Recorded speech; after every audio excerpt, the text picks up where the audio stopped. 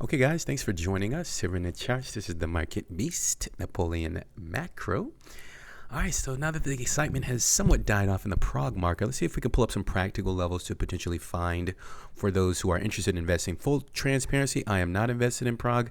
Just a simple request that we're going to go over and pick some, I think, practical levels of interest. And that's what we're going to do in a short video right now, guys. So welcome back, loyal family. If you're new here, we only explore price action in the charts, okay? Welcome in all of our new subscribers. Let's go and dive right into the charts here, shall we? So today's December the 1st, 2021, and the current price of Prog is going to be $2.81, slightly negative 10.2% for the day. Okay. All right, hope you guys are doing awesome out there. Here's a chart. Yes. So unfortunately for the bulls, I'm seeing lower prices. This doesn't mean it's actually going to get to the lower prices here that you're noticing on the screen, 214 and 174. That's just kind of a critical range for the price in order to prevent this overall market from continuing a downtrend. Now, one may ask, wait a minute, what do you mean a downtrend? I'll briefly explain that for you. Let's erase everything. In order to find a downtrend, you're just looking for lower lows and lower highs. And as the market started out over here at about July the 19th, 2020, at about $14-ish, had a really nice move to the downside, consolidated sideways, made a new low. Okay, so that's all you're looking for, new lows, lower lows and lower highs. It went up, made a lower high, up, lower high, down, and made a new low. Okay, so it's been walking down the stairs ever since it did find a pretty nice reaction near the 66-cent level in about August 2021. Yes, it has been moving to the upside. So I will say it has had a pretty intense blast off from 66 cents, reaching as high as $6.20. However, this does not reflect an uptrend. It does, however, reflect a blast off beyond this yellow descending line. So that's a really nice start. It just needs to stay above this critical range, you guys. 214 down to $1.74. So again, even though this may be a buy-in opportunity, again, not financial advice that we're staring at on the screen here. I mean, if you're long-term investing, I don't see why it'd be an issue to scale into a position here, okay? It's a nice down day. I love buying on down days.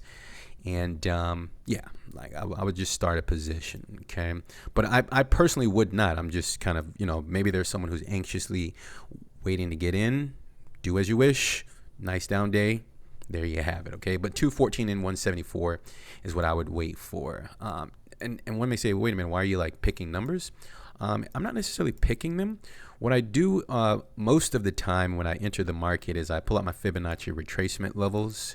And what I do is I start from the previous swing low, which is at like 87 cents. And then I just simply measure it from the highest point of the wick, which is like 620.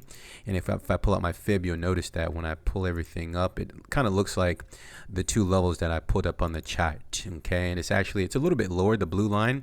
I typically like to enter or at least start a position at the 0.786. According to the candles that I'm noticing on the lower time frames. And again, that's the 0.786 on the Fibonacci retracement level. So it's near the $2.14 level. And the red line, the 0.86, so 0.886 is at 148. But it's close to the levels that we had on the charts. I just wanted to kind of give you an overview in terms of showing you why. Again, I'm not choosing those levels, just the Fib levels, okay? One other thing that I wanted to go over is the $8.95. That is the longevity line, meaning that if this stock is below $8.95, maybe if it gets above this level, then I'm seeing longevity price fluctuations, okay?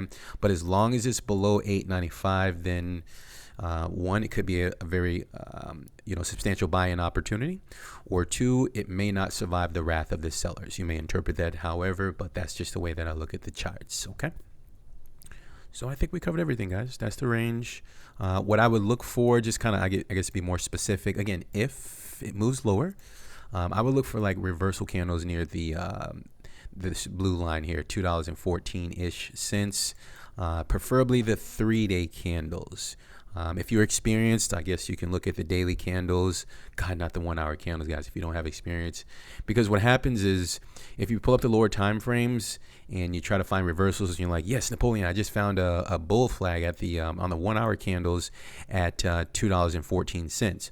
But if you're up against a substantial retracement followed by I don't know, a pattern on the weekly candles, I can assure you that 1 hour bull flag would not be able to sustain itself on a vicious move as a result of a pattern on a weekly time frame, if that makes sense. So basically, the higher time frames over trump the lower time frames. Okay.